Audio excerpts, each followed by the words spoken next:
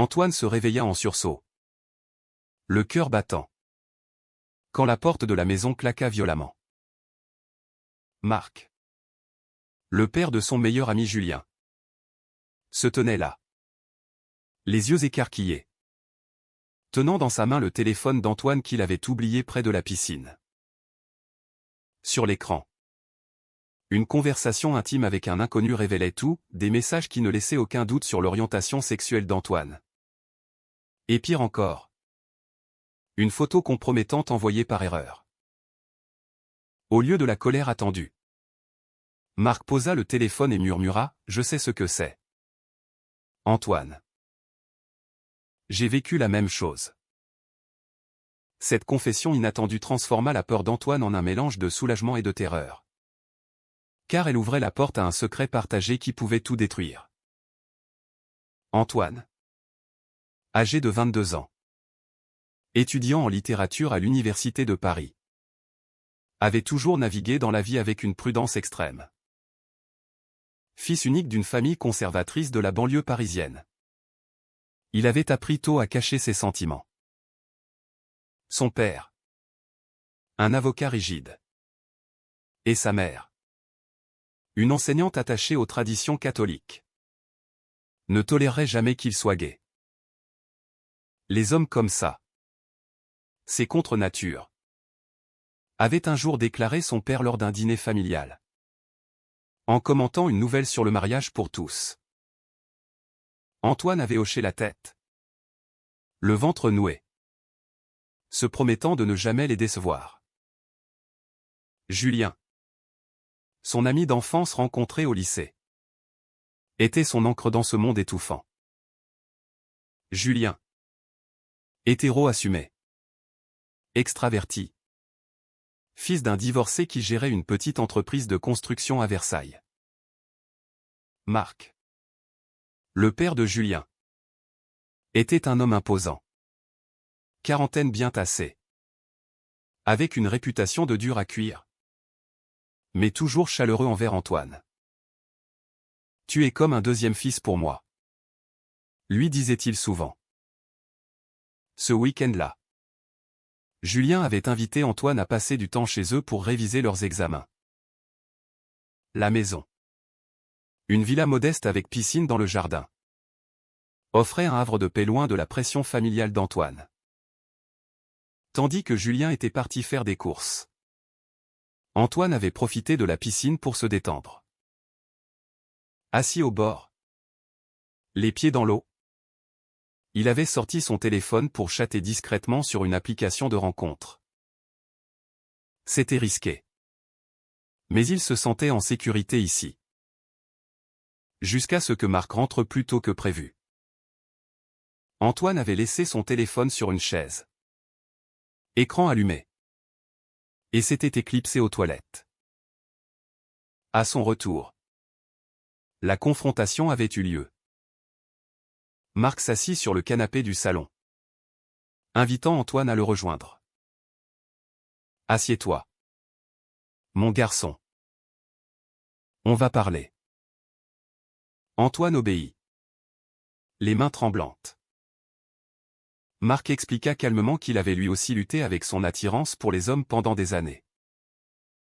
Marié jeune à la mère de Julien pour satisfaire les attentes familiales, il avait divorcé quand le mensonge était devenu insupportable. « J'ai perdu des amis. Ma famille m'a tourné le dos pendant un temps. Mais j'ai choisi d'être honnête avec moi-même. Toi, tu es jeune. Tu as le choix. » Antoine écouta, stupéfait. Pour la première fois, il se sentait vu, compris. Mais la peur l'envahissait, et si Julien apprenait? Et si Marc en parlait à quelqu'un? Le soir même, quand Julien rentra, l'atmosphère était tendue. Antoine prétexta un mal de tête pour rentrer chez lui. Mais Marc lui glissa un numéro de téléphone, « Appelle-moi si tu as besoin. » Les jours suivants furent un tourbillon pour Antoine. Il évitait Julien, prétextant des révisions intensives. En réalité, Il repensait sans cesse à la conversation avec Marc. Une nuit. Incapable de dormir. Il envoya un message, « Merci pour hier. Je ne sais pas quoi faire. » La réponse vint vite, « Viens demain après-midi. Julien sera au travail. On discutera. » Antoine hésita. Mais la curiosité l'emporta. À la villa. Marc l'accueillit avec un café. Ils parlèrent des heures, des pressions sociales en France. Où malgré les lois progressistes, les préjugés persistent dans les petites villes et les familles traditionnelles. Marc raconta comment il avait perdu son emploi précédent à cause de rumeurs. Comment sa sœur l'avait accusé de détruire l'image familiale. C'est un combat quotidien. Antoine. Mais se cacher. C'est mourir à petit feu. Au fil de la conversation, une connexion se tissa. Marc, avec son expérience, offrait à Antoine un miroir de ce qu'il pourrait devenir. Antoine confia ses peurs, la réaction de ses parents. La crainte de perdre Julien comme ami. Il est comme un frère pour moi. S'il savait. Marc posa une main sur son épaule. Un geste paternel qui envoya un frisson inattendu. Julien est ouvert d'esprit. Mais c'est à toi de décider quand dire la vérité. Ce contact, innocent, réveilla en Antoine des sentiments confus. Était-ce de la gratitude? Ou quelque chose de plus? Il rentra chez lui. L'esprit en ébullition. La semaine passa. Et Antoine commença à voir Marc en secret. Des rencontres anodines, un café à Paris. Une promenade au jardin du Luxembourg. Marc devenait un mentor. Mais les regards s'attardaient. Les silences se chargeaient d'électricité. Un soir, lors d'un dîner improvisé chez Marc, Julien absent pour un voyage d'affaires, la tension culmina. « Pourquoi m'aides-tu autant ?» demanda Antoine. Marc hésita, « Parce que je vois en toi le jeune homme que j'étais.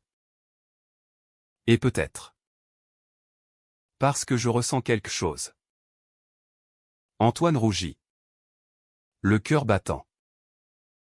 Ils ne franchirent aucune ligne. Mais l'aveu plana comme une promesse interdite. Pourtant, les doutes assaillaient Antoine. Était-ce moral? Marc était le père de son meilleur ami. Une trahison potentielle. Et si c'était une erreur? Dictée par la vulnérabilité? Ses parents. Sentant son agitation. Le questionnaient, « Tu as l'air distrait. Fiston. Une fille en vue ?» Le mensonge le rongeait. Il décida de confronter ses sentiments lors d'une prochaine rencontre. Antoine arriva chez Marc un après-midi pluvieux. Déterminé à clarifier les choses. « On ne peut pas continuer comme ça. » lança-t-il dès la porte franchie. Marc, surpris, l'invita à s'asseoir dans la cuisine. « Qu'est-ce qui te tracasse ?» Antoine expliqua ses tourments, l'âge. Le lien avec Julien. Les risques. Marc écouta patiemment. Puis avoua, « J'ai des sentiments pour toi. Antoine. Mais je ne veux pas te forcer. C'est compliqué. Je sais. » Cette honnêteté désarma Antoine. Ils passèrent l'après-midi à débattre, des normes sociétales qui condamnent les relations avec écart d'âge. Des jugements familiaux. Marc raconta comment son ex-femme l'avait accusé d'être un mauvais père quand il avait assumé son homosexualité. Elle a utilisé ça pour limiter mes droits sur Julien. J'ai dû me battre au tribunal. Antoine, touché, partagea ses propres batailles intérieures. Mes parents attendent que je me marie. Que j'ai des enfants. Si je leur dis, ils me renieront. Marc le serra dans ses bras. Un geste consolateur qui se prolongea. Pour la première fois, Antoine se sentit en sécurité. Mais le téléphone sonna, Julien appelait pour annoncer son retour anticipé. Panique. Antoine s'éclipsa juste à temps. Mais Julien remarqua l'atmosphère étrange. Papa. Tu as l'air bizarre. Qu'est-ce qui se passe? Marc improvisa, juste fatigué du boulot. Les rencontres secrètes continuèrent. Mais la culpabilité grandissait. Antoine mentait à Julien sur ses absences, prétextant des rendez-vous universitaires. Un jour, lors d'une sortie au cinéma avec Marc, ils croisèrent un collègue de Marc. C'est qui? Ce jeune homme? Demanda l'homme. Suspicieux. Marc présenta Antoine comme un ami de Julien. Mais le doute plana. Le soir, Marc confia, les rumeurs peuvent détruire une carrière. J'ai déjà perdu des contrats à cause de ça. Antoine réalisa le prix à payer, pour Marc. Risquer son entreprise, pour lui. Son amitié avec Julien. La tension monta quand Antoine reçut un appel de sa mère, ton père et moi. On s'inquiète. Tu sembles distant. Viens dîner dimanche. Au repas familial. L'ambiance était lourde. Son père parla politique, ses lois sur le genre. C'est la décadence. La France perd ses valeurs. Antoine bouillonna intérieurement. Mais se tut. Rentré chez lui. Il appela Marc en larmes. Je ne peux plus mentir. Marc le rejoignit dans un parc discret. Là, ils s'embrassèrent pour la première fois à un baiser chaste, chargé d'émotions. On affrontera ça ensemble, murmura Marc. Mais le destin frappa. Julien, suspicieux des absences d'Antoine, le suivit un jour. Il les vit s'embrasser. Choqué. Il confronta Antoine le soir même, c'est quoi ce bordel? Mon père? T'es sérieux? Antoine. Paniqué. Tenta d'expliquer, c'est arrivé comme ça. Je t'en prie. Comprends. Julien explosa, tu me trahis. Et lui aussi. Vous êtes fou. Il partit en claquant la porte. Marc, informé, essaya de calmer son fils, Julien. Écoute-moi. C'est pas ce que tu crois. Mais Julien refusa, t'as ruiné notre famille une fois. Et maintenant ça? Les jours suivants furent un enfer. Julien ignora Antoine à l'université, répandant des rumeurs subtiles parmi leurs amis. Antoine se sentait isolé. Rejeté. Marc, déchiré entre son fils et Antoine, proposa une pause, peut-être qu'on devrait arrêter pour le moment. Pour Julien. Antoine, blessé, accepta. Mais le vide l'envahit. Il confronta ses parents sur un coup de tête, maman. Papa. Je suis gay. La réaction fut violente. Son père hurla, pas sous mon toit. Sors d'ici. Sa mère pleura, comment as-tu pu nous faire ça? Antoine partit. Sac à dos en main. Sans savoir où aller. Il trouva refuge chez Marc, qui l'accueillit malgré les risques. Julien comprendra un jour, dit Marc. Mais Julien, furieux, appela sa mère pour tout raconter. Celle-ci, rancunière, menaça Marc, je vais utiliser ça pour te prendre la garde complète. T'es un danger pour lui. Marc, paniqué, dut choisir, protéger son fils ou poursuivre avec Antoine. Il opta pour une confrontation familiale. Il invita Julien et son ex-femme à discuter. Écoutez. J'aime Antoine. Mais je t'aime plus que tout. Julien. Julien. Larmes aux yeux. Avoue, j'ai peur de te perdre. Papa. Et Antoine. C'est mon ami. La réunion tourna au drame. L'ex-femme accusa Marc d'immoralité. Julien oscilla entre colère et confusion. Antoine. Présent. Plaida, je n'ai pas voulu ça. Pardon. Mais Julien partit, laissant un vide. Antoine et Marc décidèrent de persévérer. Mais les fissures apparaissaient. Les semaines suivantes amplifièrent les conflits. Antoine, expulsé de chez ses parents, vivait temporairement chez Marc. Mais la cohabitation était tendue. Julien refusait tout contact, bloquant Antoine sur les réseaux. À l'université, les regards en coin se multipliaient, des amis communs prenaient parti pour Julien, accusant Antoine de trahison. « T'as brisé une amitié, pourquoi ?» Un vieux lança un jour un camarade. Antoine, humilié, envisagea d'abandonner ses études. Marc, de son côté, affrontait des retombées professionnelles, un client important annula un contrat après des rumeurs. « Je ne travaille pas avec des gens comme toi, » avait dit l'homme. Malgré tout, leur relation s'approfondit. Des soirées passées à discuter philosophie. Littérature. Antoine lisait des passages de Proust à Marc, évoquant les thèmes d'identité et de société. Marc partageait ses expériences de coming out dans les années 90, quand l'homophobie était plus virulente. Aujourd'hui, c'est mieux, mais les blessures persistent. Ces moments intimes renforçaient leur lien, mais le prix était élevé. Antoine perdit du poids.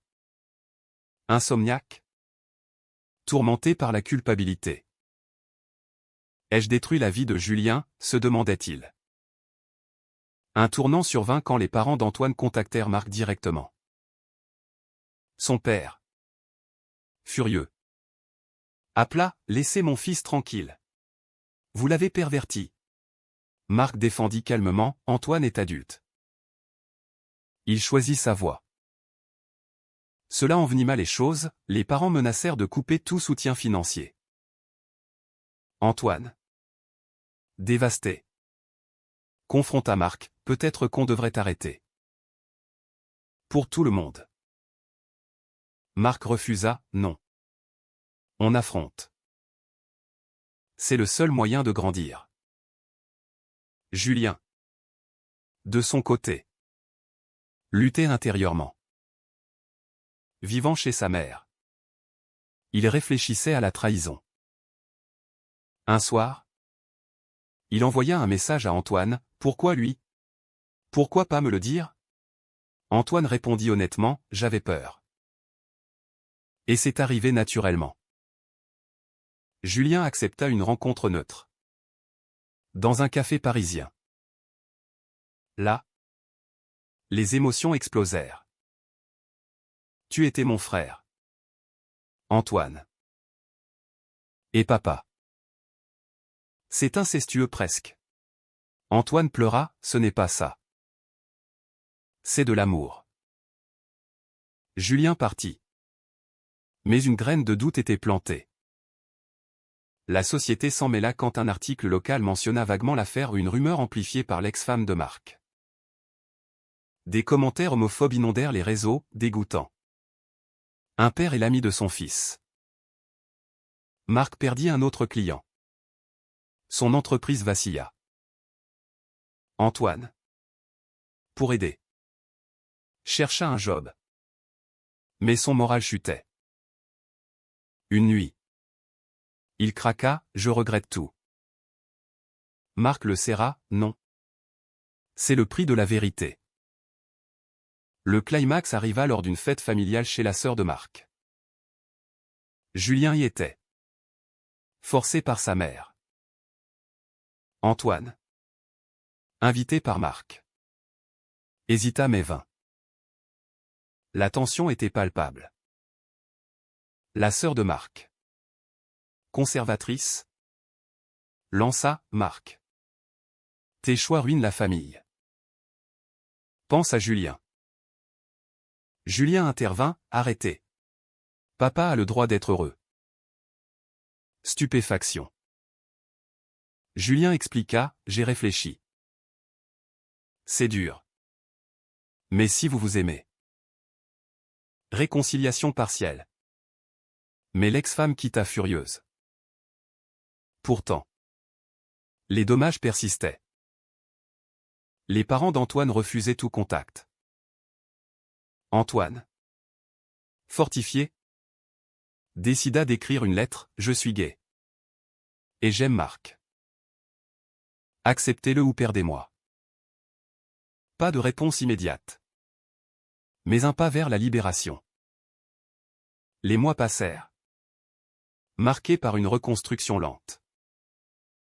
Antoine trouva un appartement modeste à Paris. Grâce à un job de libraire.